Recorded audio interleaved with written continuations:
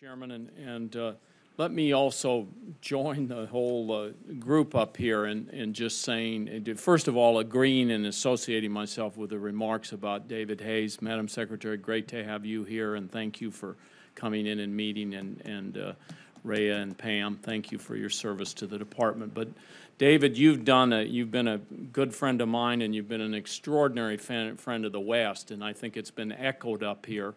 You've heard Senator Feinstein and the chairman and many others talk about it.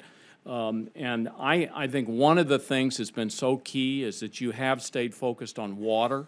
And water in the West, as you know, is very controversial. And when we have these 3 years of drought, in New Mexico it's up to 12 years, where you have some very, very serious situations. And you've been right on top of it by working on settlements, and have achieved settlements where we're going to be able to stretch our water resources. So I very, very much appreciate that, and we're going to miss you a lot, and the department's going to miss you, and your students are going to gain a lot from you out there at Stanford.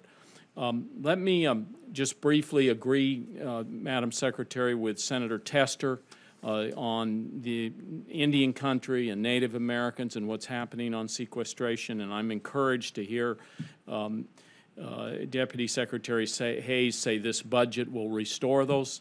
I don't know why we ever got ourselves in the situation. When we created a sequester, we tried to protect the most vulnerable, and the most vulnerable population in America is the Native American population, and we didn't put them in that category. And so it's a terrible tragedy, and they're really being hit hard now. I think the only health care that wasn't exempted was the Indian Health Service. So I know it's not under your jurisdiction, but it seems like an important point to make here. I want to applaud the President and you for putting in the budget the 1872 mining law reform. I worked with Senator Murkowski and Senator Wyden on an amendment to the budget bill that brought 1872 mining law reform forward. I know what you're doing in the bill is proposing reform, including a new leasing program with royalties and an abandoned mine land fee to be used for reclamation of abandoned hard rock mines throughout the country, and we very, very much appreciate that. As you know, the Mineral Leasing Act provides that all states shall be paid 50% of the revenues resulting from the leasing of mineral resources on federal public domain lands within their borders. This revenue is vital to New Mexico, where it funds our public education system. New Mexico state leaders are very upset by the Department of Interior's Office of Natural Resource Revenue determination that these state revenues are subject to sequestration. These are state revenues based on mineral development within state borders and are not federal funds. In New Mexico alone, we expect to lose $25 million in state mineral revenues in fiscal year 12 to sequestration. I'm working with senators from other mineral revenue generating states to formulate legislation that would address this issue, but I hope that you can help resolve this administratively. I understand that the decision to subject these state shares of revenues was made before your time, and so I hope it'll get a fresh look from you.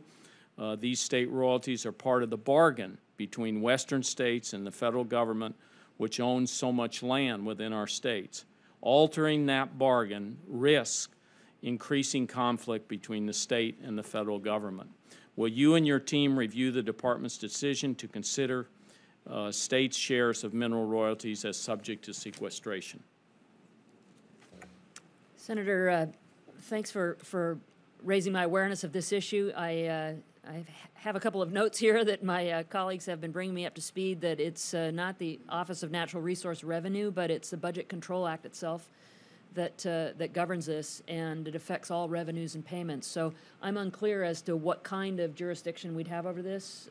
Rhea or Pam, do you want to provide a little more detail?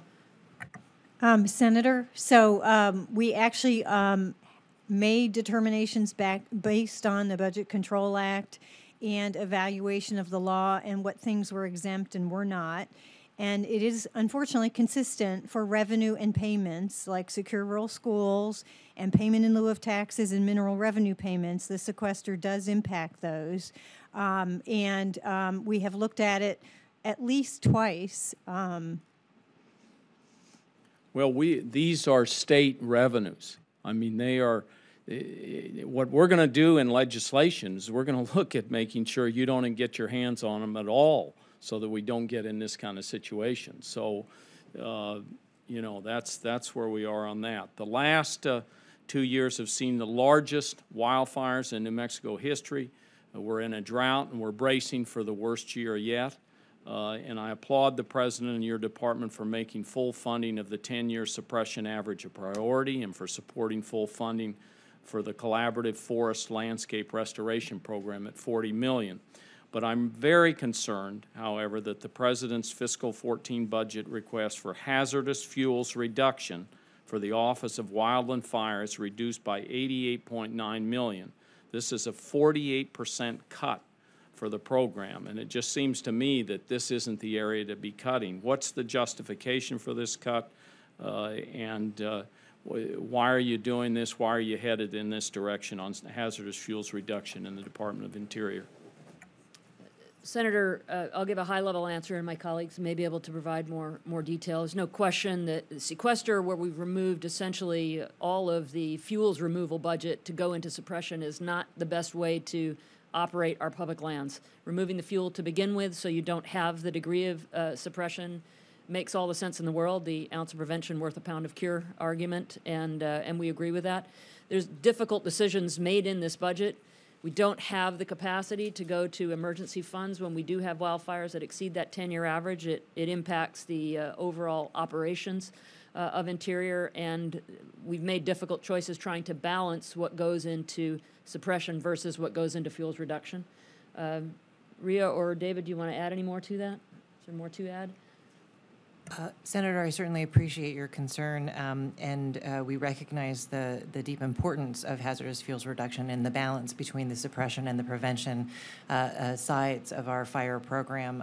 We are, as the Secretary noted, we are dealing with very difficult choices in the budget, and in particular, fire is perennially a very difficult thing for us to budget in whole. And so we are very committed to having the adequate funds for our suppression, particularly as we move into very complex fire seasons, and we look forward to working with you to try to come up with long-term sustainabilities for the budget overall. Thank you. Senator Alexander, please.